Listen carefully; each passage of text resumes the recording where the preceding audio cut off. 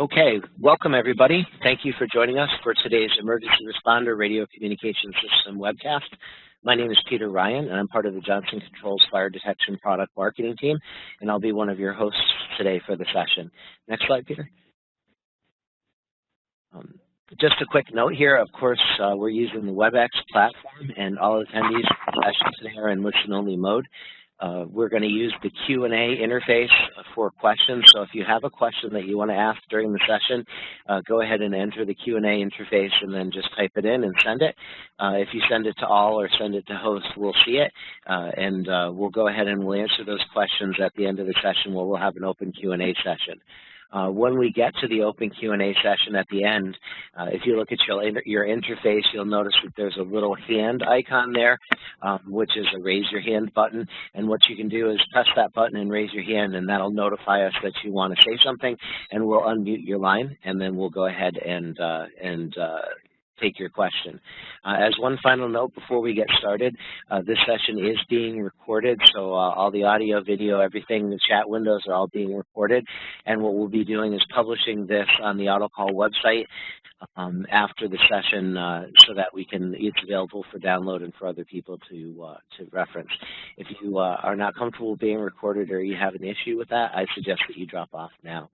So with that, I'll pass control of the webcast over to Peter Ebersold, our product manager for panels, and he's going to tell you more about the new partnership with WebCell and this exciting product launch.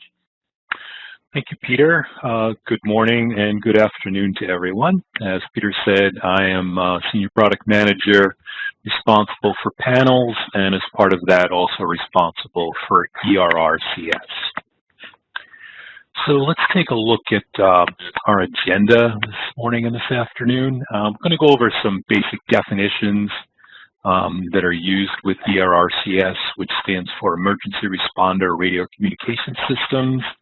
We'll spend a couple slides going over relevant codes.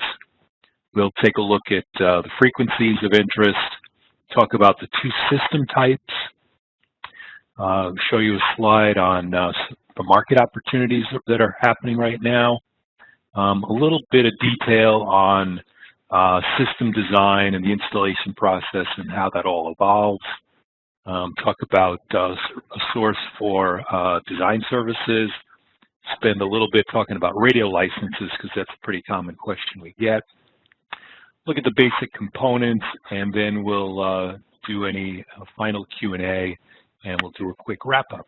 So we've got 90 minutes, should be plenty of time. I did this session once before 2 weeks ago, and a lot of good questions there, so looking forward to interacting with you. So let's get started.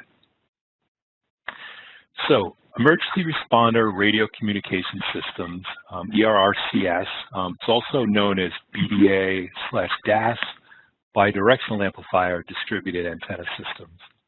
And this is a system that takes public radio signals from outside the building and retransmits them inside the building so that first responders, whether it's firefighters, police, EMTs, whoever it might be, have radio coverage with the command station as well as with their dispatchers throughout the building.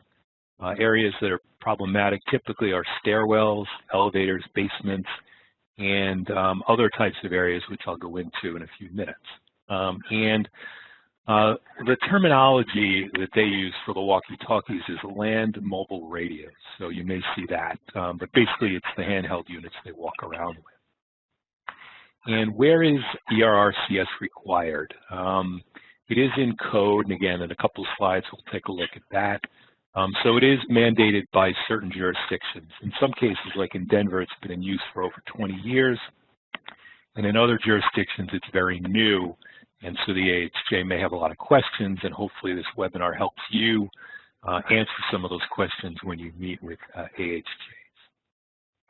And each jurisdiction does decide, what types of buildings require this. And so there can be a lot of deviation from code, which is, not unusual for, fire systems as well. But since this is kind of something new, it can be a little bit of the wild, wild west out there. So who pays for the system? As with a fire alarm system, the building owner pays for it. So again, looks at that as another tax on his building, but it is required, so he's got to put it in. And what we see in a lot of these projects is typically nobody knows that this needs to be put in until almost the end of the project for the building. So what we're seeing is a lot of requests for quotation with, hey, I got to have this, within 24 hours because the bid's due in 2 days. So that's not unusual, and we are prepared to assist you with that. And who else is going to be out there competing with you? So again, like yourselves, fire alarm dealers, security dealers. There's also electrical contractors. There are independent DAS companies that do this, and those are companies that have been installing cellular DAS systems for the either for the building owner or at the request of the 4 carriers: Verizon, T-Mobile, AT&T, and Sprint. Again, those independent DAS companies may not be set up to understand, to understand the requirements of monitoring and redundancy, et cetera. And there's also two-way radio shops, the radio shops that sell radio systems to, any kind of company that wants to communicate with its employees when they're out on the road. So, whether it's an oil company, construction company, that kind of thing. So a lot of players out there, but fire alarm dealers, I think, are uniquely situated to support this. And once you see the code, you'll understand why. So we'll start off with IFC for code evolution. So this first appeared in the 2009 version of the code. And this is an outgrowth of what happened on 9/11, particularly in New York City, where first responders were not able to communicate very well throughout some of the buildings, and also, we're not able to communicate with each other. So that's really what started this. So what the goal of this, of course, is to have first responder radio coverage throughout a building, so that they can effectively communicate with staff and other first responders outside the building. And there is an exception to this, which basically says if you've got a firefighter telephone system, you don't necessarily need this, but a lot of jurisdictions are in fact requiring an ERRCS along with firefighter's telephone, even though for the most part, firefighters' telephones are not widely used today. Again, initially this was an appendix in IFC in 2009, and then in 2012 edition and all editions since then, it's been moved to the body of the code. So just wanted to raise awareness for that.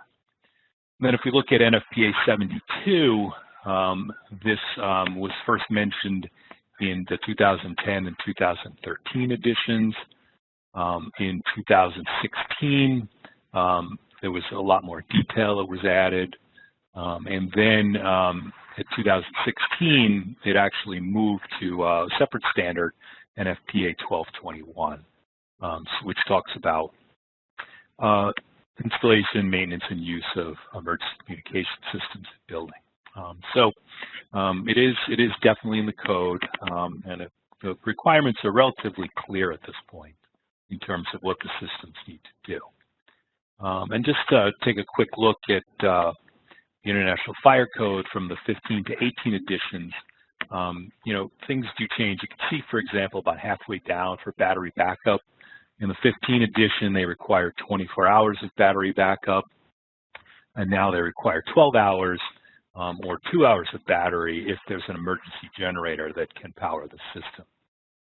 So one of the things you'll see is some of the battery boxes for these systems are quite large because of the backup battery requirements. So again, just a chart to help you familiarize you with some of the code requirements. And on the next slide, we're going to talk about UL 2524. So UL 2524, you have to think of it as UL 864 for ERRCS systems. So this lays out the requirements that the system needs to provide for UL certification. So if we look down the lower half of the slide, we've got some key dates there. So initially, this was an outline of investigation back in 2017. In early 2018, an STP was put together to work out the actual wording of the NFPA standard. October of 18, the first edition came out, and then was revised in January of 2019. And before anybody asks the question, I'll just want to let you know that the Westel system that we're going to be talking about today will be UL listed in June of this year. It's been in process for a while, got slowed down a little bit with what's going on with COVID-19, but looking very positive to have this listed in June of 2020. And there are some early competitors that were listed to the outline of investigation, but of course, now that the standard is in place, they're going to have to retest and relist to meet the requirements of the actual standard. So something to be aware of if someone's looking at a competitive system. You want to check with them and with the building owner or the specifying engineer and ask them if the competition has their UL listing, because that may not always be the case.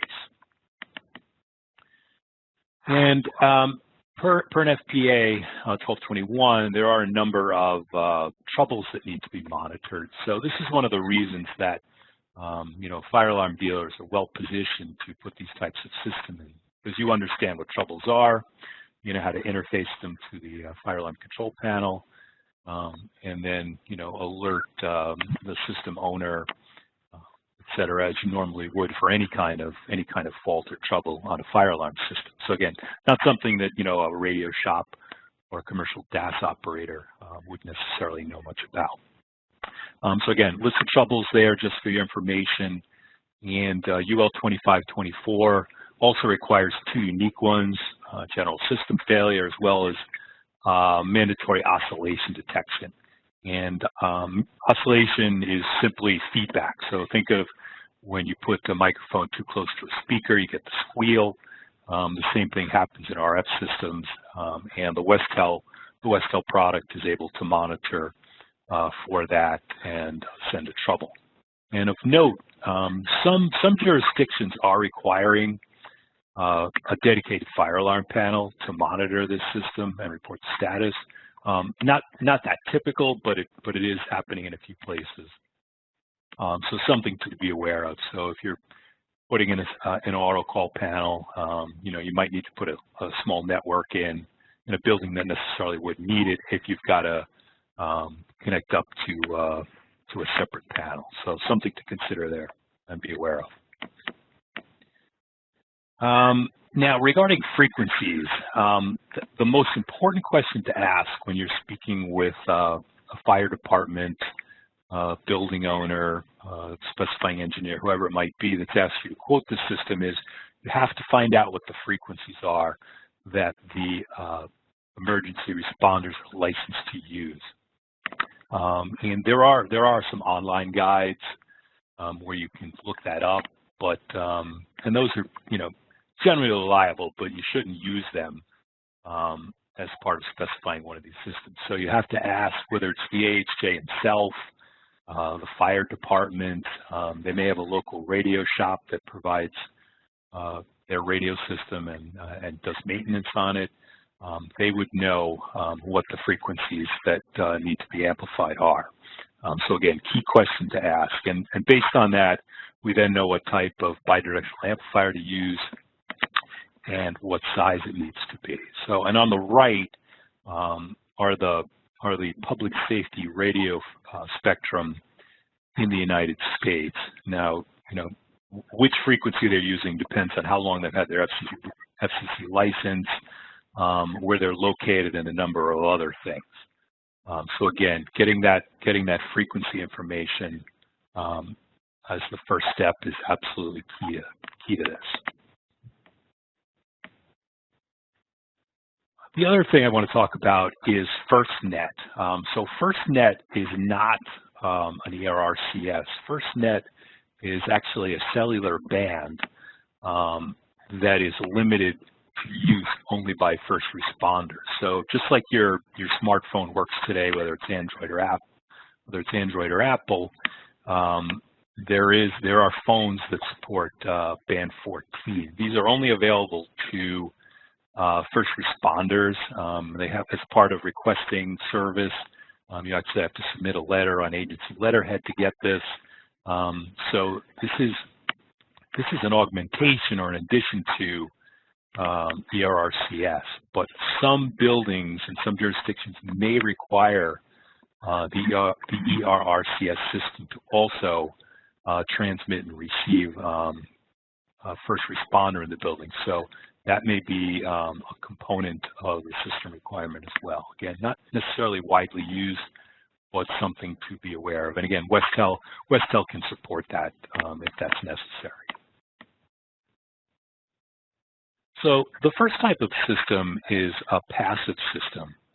So there are, other than the BDA or repeater, again, you can use those terms interchangeably, the bidirectional amplifier, these systems have no active components. So you can see on the left, we've got the radio antenna for the emergency responders outside the building someplace. Could be, close by, could be a few miles away. It really depends on topography and how dense, how many number of buildings are around this, etc. On the roof of the building that you're going to be installing the system in, there's a donor antenna. That donor antenna takes the signal down coax into the BDA, wherever that might be located.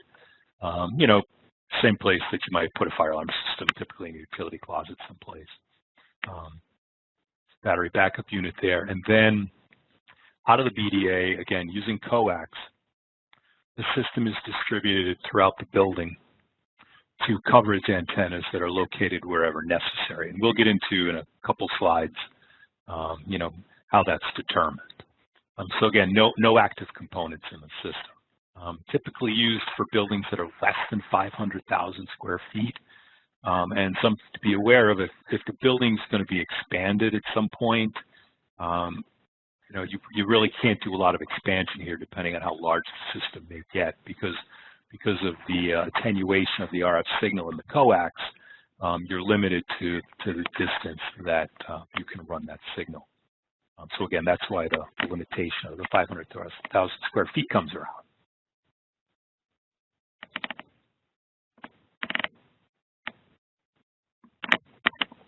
For larger buildings, there's an active system. So again, donor antenna on the roof, coax down to the BDA, and then there's a converter that takes the RF signal and converts it to fiber. And then using a fiber backbone, you send that around the building to the remote units, which convert it back to RF. And from that point, you're just running through coax back to the coverage antennas. So, for much larger buildings, obviously a more expensive solution. But whatever the need is, we can deliver that for you with our partnership with Westel. As to building types, it really can be virtually any kind of building, both new construction as well as retrofits. So the AHJ will require this in all sorts of building types. And so you really, again, whatever types of systems you're installing for fire, the potential is there in a jurisdiction that requires ERRCS to also need this type of system. And again, it could be a school, a small hotel, an office building, hospitals, really any type of building that you can think of. So this is a tremendous market. This market is estimated by a research study that was done to be well over $1 billion over the next 5 years. So even we can grab a small slice of that, you can see it's potentially a multi-million-dollar opportunity. And this is a heat map of where the hottest markets are right now. So Florida is the #1 market. They've got a requirement to determine in the near future. They basically have to test every building that's over 75 feet tall in the state of Florida, determine what the signal coverage is for the emergency responder radios inside the building, and then if it's deemed not adequate, I believe they have 5 years. The building owner has 5 years to get a system installed in that building. But we've been quoting systems from all around the country, not just the states that are showing up hot on this heat map. In fact, again, we did this webinar, again, I think about 2 weeks ago, and we've essentially been quoting a system a day since for auto call dealers throughout the United States. So again, tremendous opportunity right now to get into this. So now we'll talk about the process, about what needs to be done. So if this is an existing building that you're going to be putting an ERRCS into, the first thing to do is you have to actually do a site survey. You look over the floor plans, and again, we're going to have a resource that's going to help do that, and determine what type of system is needed. Again, based on the frequencies that have been provided by the agency that you're going to be supporting. You know, preliminary design can be done, and you get out of that you get a ROMBOM, or a rough order of magnitude bill of materials. That will be provided at no cost to you. That will give you a list of Westel equipment as well as equipment that needs to be obtained locally, things like coax connectors, lightning protection, etc. And that'll be clearly explained in the bill of materials. And all the Westel products are in CellNav, so those will not be priced in the bill of materials, but you can go into CellNav with those Westel part numbers and get your pricing for those components. The next thing that's typically done is an RF survey. So this basically involves going through the building with a spectrum analyzer, signal strength meter. Sometimes it can be as simple as, you know, the fire department walking around their walkie-talkie. And that's something that obviously isn't done for fire alarm systems typically. And again, we're going to have a resource to help you support it on doing those site surveys.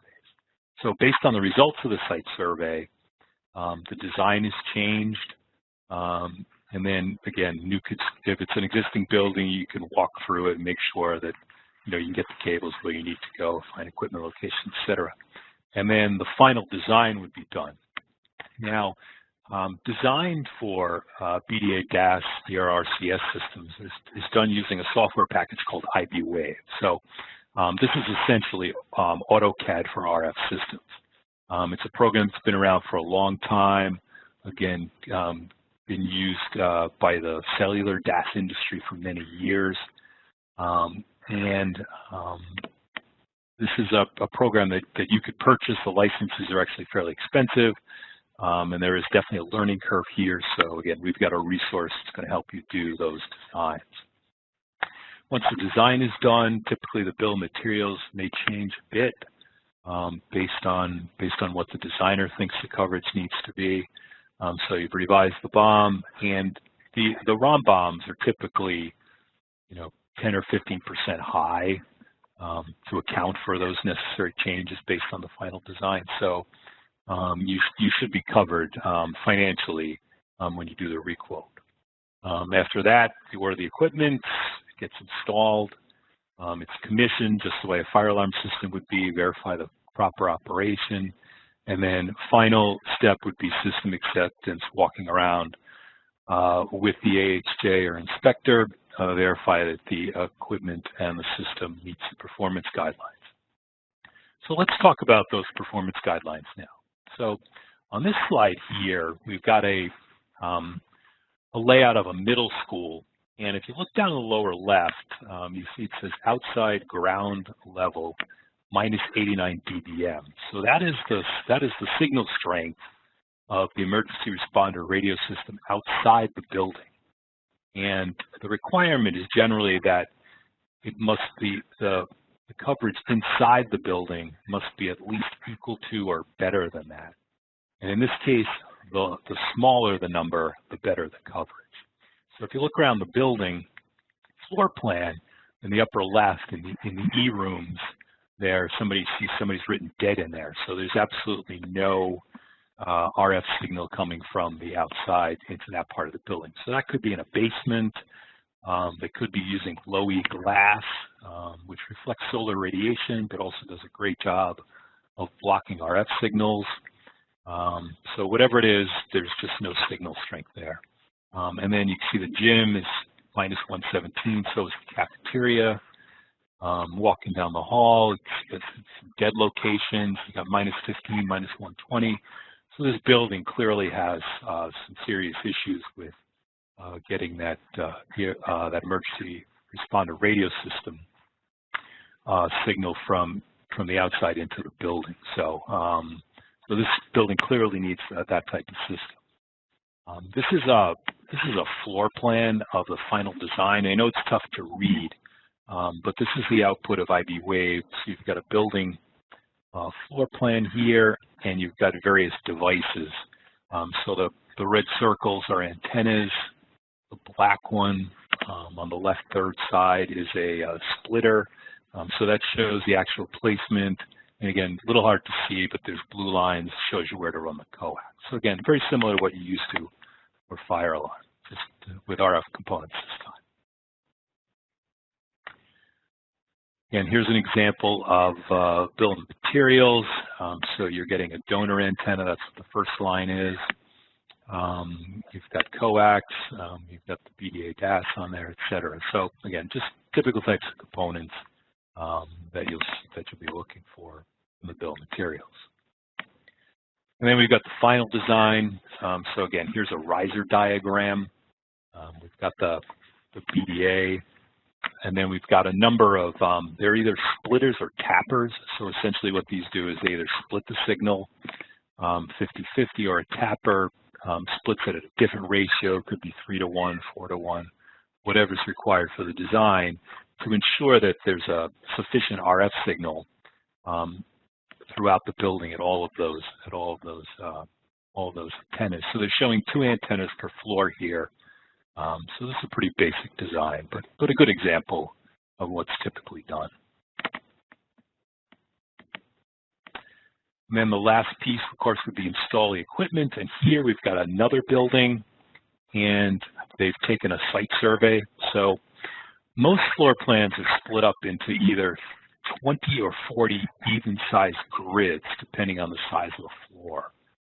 So here we can see we've got looks like about 40 or so grids.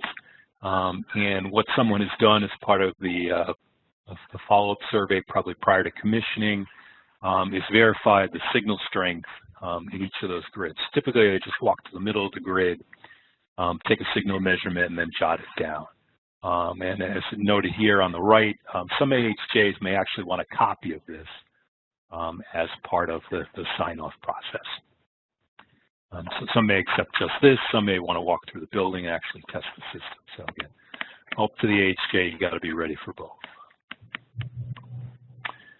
So system design services. So recognizing that not everyone's going to be familiar with doing site surveys or iBwave design, et cetera, we have engaged a company called Comdex. Now, you're free to use anybody you'd like to for those design services. If you've already got somebody using locally, you're free to do that. Or if you want to find a local radio shop that can do site surveys, for example, that resource is certainly available to you. But we've selected Comdex as a partner. Now, there's no pricing and sell nav for Comdex. You're gonna work with them directly, issue them a PO for their services. That's what you choose to do. But they are an Atlanta-based company. They have engineers that are certified both in iBwave design as well as on Westel equipment. Very, very familiar with all the code requirements. And they are offering, they'll do site surveys. They can do the iBwave design. They can assist you with getting the system commissioned, and they can also be there during acceptance tests to support you. With the announcement that went out a few weeks ago about the Westel partnership, there was a price list in there for Comdex. So that was in the announcement. If you have any questions, though, you can reach out directly to Comdex, whether it's for bill of materials or some of the services. It's just das@comdex.com. That's monitored by a team of people, so if somebody's out of the office, you will get a response. And again, typically they've been turning around bills of material requests within 24 to 48 hours. So if you need quick turn, that is available to you. And just to be clear, again, JCI does not, we don't have a contract or any type of agreement with Comdex. We work with Westel to identify them as a support service. So again, your option to use them or not. And then on the Westel side, there is training available. So your installers and designers can get certified on Westel equipment. We've got the link there. They do webinars on a regular basis. Bill, do you want to just talk about that a little bit? Sure. At that link, there is if you click on that link, there is a registration place. There's a couple of classes that you'd be interested in. One is the Class A VDA webinar training, and the other one is titled Public Safety, and that covers the Class B bandpass window products. And you, depending on your situation, you will have the opportunity to work with both probably. So both are good. They take about, an hour or less, generally, unless there's a lot of questions. They walk you through the interface to the VDAs, and then following the training, you're issued a certificate, which many of the AHJs require with the package submittals. They want to make sure that you're trained on the equipment that you're installing. So we provide those certificates after you've been through the training. Thanks, Bill. And I'm remiss, I should have introduced Bill. That was Bill Dow from Westel. Bill is my contact at Westel, and we've been working together for the last probably 8 months or so to get this equipment into your hands. So Bill's available on the webinar here as well to answer any questions that are product specific. So let's moving on. So radio licenses. The agency that's requesting the ERCS system will already have an FCC license for the frequencies that they're allowed to use. So these systems don't need an additional FCC license because basically the emergency agency is granting you permission to install this system and use the same frequency that they use. But some jurisdictions are requiring the installers to have a FCC license. Now, the one they're typically calling out is a general radio operator's license, or a GROL. And this is actually used primarily by operators of aviation and maritime radios. So you can see it really doesn't really fit in here because, you know, if you look like on the it's required on ships that have more than 1,500 watts of power, and these systems are like, you know, no more than 2 watts, maybe 5. But for whatever reason, AHJs have kind of said, well, you need a GROL. So if they do require that, someone at your dealership has to take elements 1 and 3 of the FCC exam, and I've got some links there where you can find out more about that. And there's sampled exams you can take, et cetera. So again, something to be aware of. But again, check with your AHJ to see if there is a licensing requirement or any type of certification needed. Again, a little bit of the wild, wild west out there because this is so new. And then the next few slides are just examples of typical types of BDAs. So, and again, you can go to the Westel website and get data sheets for these if you need to submit those once you get your bill of materials from Comdex. And then just again, different types to be aware of. So the first one was a have a half watt output. The second one's a 2-watt radio. And there are, variations of what frequencies they cover. And again, that Comdex is well aware of what you're going to need out of the Westel portfolio for BDA. And then the donor antenna, typically it's a Yagi antenna, very directional antenna. Looks like, sort of like an old TV antenna. You just point it right at wherever the tower is for the agency that you're trying to pick the signal up from. Ideally mounted on the roof of the building. If you can't use that, they've got a flat panel antenna that you can see here for different applications. And then I mentioned those passives. So again, splitters, combiners, tappers, some terminology you're probably familiar with from maybe cable TV. But again, this is all part of the support services that they'll be able to explain what's needed and get to the right system. One thing to note, though, there are public safety passives. So like fire equipment, they are painted red. So they're an option as well if that's required. And then we've got the remote antennas or the service antennas, a couple different versions of those, typically stuck to a ceiling tile in a building and connected to the RF coax up in the plenum. So that is it for the formal presentation. I went through that pretty quickly, but happy to answer any questions that anyone might have about ERRCS systems. Great, thank you, Peter. So as I indicated at the beginning of the webcast, you can press the hand button to raise your hand and go ahead and ask a question, and we'll see that here, and we'll unmute you. And at this point, Peter, we have no questions that came in on the chat line. We had one, but I guess you answered it during the course of the presentation. So while we're waiting for questions to come in, Bill, I don't know if you had anything that you wanted to add or to say while we have a question. It might be a good opportunity. First of all, I want to, on behalf of Westel, I want to let everyone know that we're honored to be chosen as the Johnson Controls partner in this space. This is a growing space and a great business opportunity for all of you. We like this very much because we feel that you will be at the table up to a year before anyone else knows they're building a building.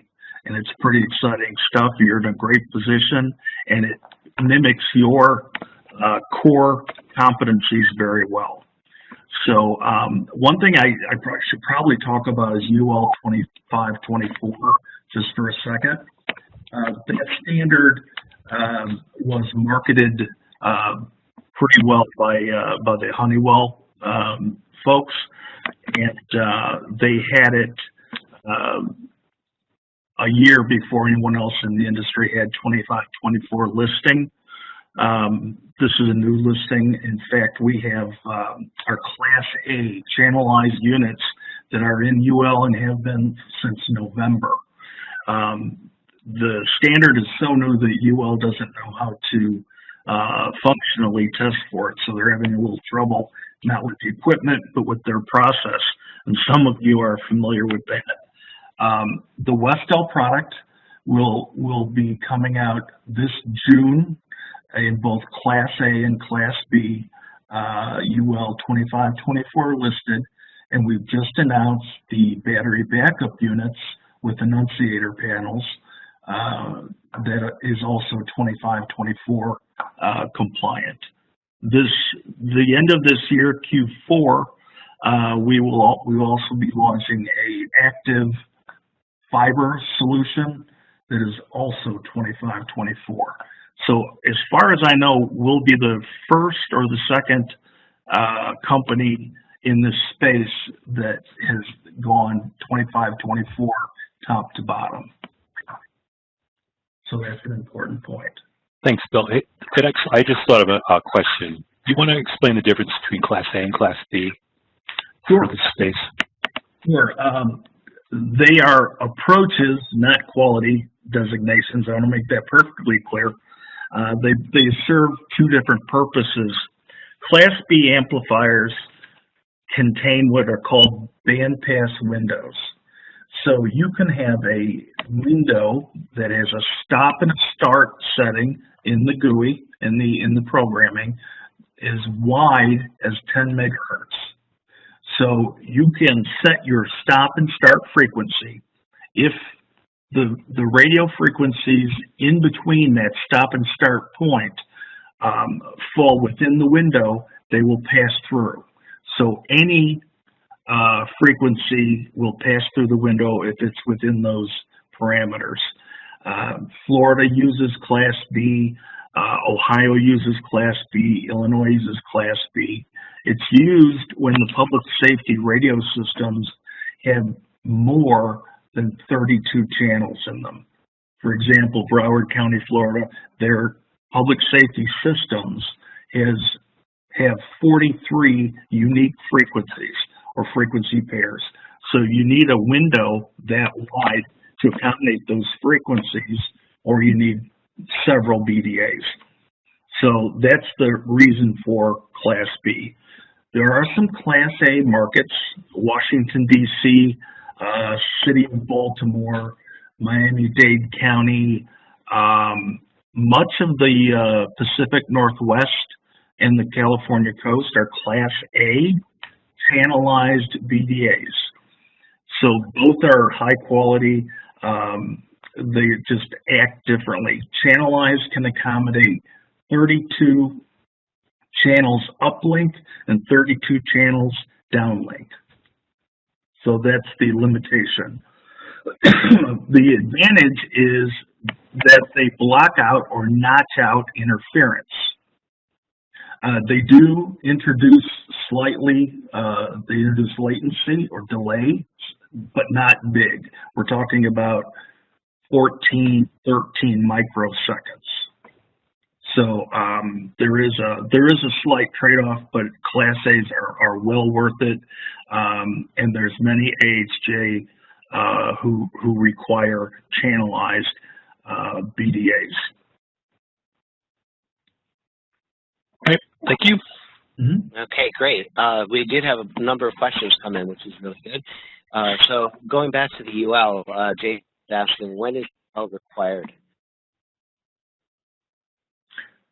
When is 2524 required? Yes. There are certain AHJs that require it today. It was actually adopted, I want to say, October of 18, restated December of 19, and some jurisdictions require it today, although most AHJs are reasonable and willing to wait for the industry to catch up to the standard. And I would say that the last half of 2020 would be that time. Okay, going back to the frequencies and some of the comments that you just made, Tom is asking, Boston requires both police and fire. Do you need 2 BDAs? Boston has, I'm trying to think, Boston has 483 and 486 for the fire, and I'm not sure where the police are. There is a sub-band repeater for Boston that we have that fits that pretty well. Police may or may not. I don't know what the police frequencies are in Boston. They may or may not. So the simple answer is depends. So again, Bill, I think that brings up the point of how important it is to know what the frequencies are when requesting, which BDA to use. That's correct. That is really, really important. Okay, great. We have a question, Peter, about the Comdex. What turnaround time for a quote from Comdex, and what kind of information do we need to supply them? Again, typical turnaround time is 48 hours. They've been very good with everything I've seen so far. And they would certainly need, in the ideal world, a copy of, the spec that they've been asked to quote. along with floor plans for the building, whether it's an existing building or new construction. Bill, anything else you think that's helpful when you're doing a BOM? We have a design request form that they have redesigned that we can make available. And there's also a checklist that we've come up with that might be helpful in gathering information. Certainly frequencies are important. Frequencies will determine the model, and the footprint of the building determines power. So address of the building, project name. If there's any time constraints, better to ask up front. There are times when they can't hit a 48-hour just because of backlog. All right. Thanks, Bill. Mm-hmm. Okay, great. There's a question about spectrum analyzers. Do you have any recommendations on where to purchase one? Bill, I'll let you do that one. There's several types. There's a company called Avaya. There are Enritsu makes one. Field Freedom makes them. There's several. You can find them. They're around. If you talk to distributors like Tally, Testo, Primus, they can get you in the right direction.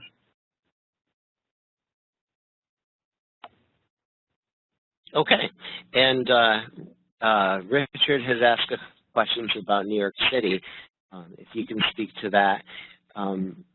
One of the questions is, how does this compare to the ARC system, the NYC-FD ARC system? And do you have any comments on the NYC requirements and the standards and implementation? I'm familiar with the ARC system. This is not the ARC system. This is, not to be flippant, but this is kind of the rest of the world. The ARC system has a main console down in the lobby for high-rise buildings, and they control radios throughout the buildings. Sometimes BDAs are incorporated, not usually. There's also a requirement for monitoring that they have. This system does the same thing, less expensive, and this system actually meets code in everywhere but New York City. New York City has 13 special contractors that they utilize for the ARC system in the boroughs, and the system is not architecturally the same. So, short answer, we don't have a solution for New York City, and it has more to do with, FDNY typically fights fires. Their command centers in the lobby of the building, hence the need for the ARC, whereas, every other jurisdiction fights fires from outside. Again, hence the need for a Westel type system. So, just not something we're offering today. All right. At this point, I don't see any more questions. So no hands raised. So I don't know if we have any questions. All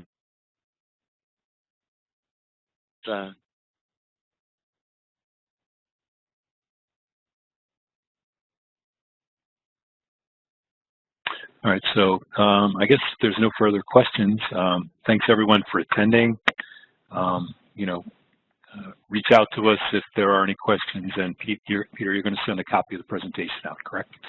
Exactly. We'll be sharing a copy of the presentation, and I'll also, like I said, this post on the web. Sorry, Peter, you're breaking up there a little bit. Oh, okay. I'm sorry. So the answer is yes. We'll get the presentation posted, and the video file of this webcast, we'll process it, and we'll get it on the website as well. Okay, well, with that, we'll close the webcast then. Thank you all so much for joining us. We hope you found it useful. Please do contact us with any questions or comments, and we'll see you on the next one. Thank you. Thank you all.